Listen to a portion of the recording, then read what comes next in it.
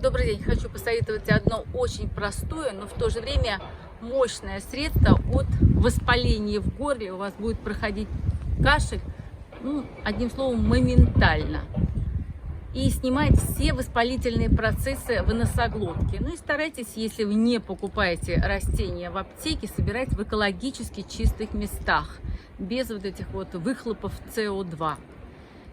Можно, этот напиток, скажем, этот отвар, можно им полоскать горло, а можно пить как чай.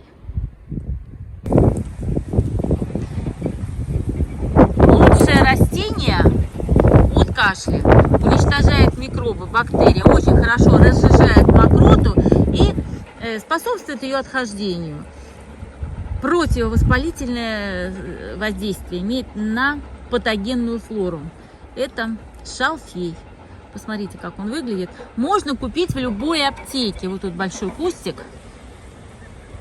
И очень хорошо помогает убирать красноту в горле. Покупаете в аптеке буквально 1 чайную ложку на стаканчик. Кипятка налили, заварили. И минут 15 пусть постоит под крышечкой. 3 раза в день по четверть стакана. И получается очень хорошее лечебное средство от кашля. И бывает так, что у меня кашель буквально проходит за 1 ночь. Попробуйте. Купите, заварите, и здоровья вам.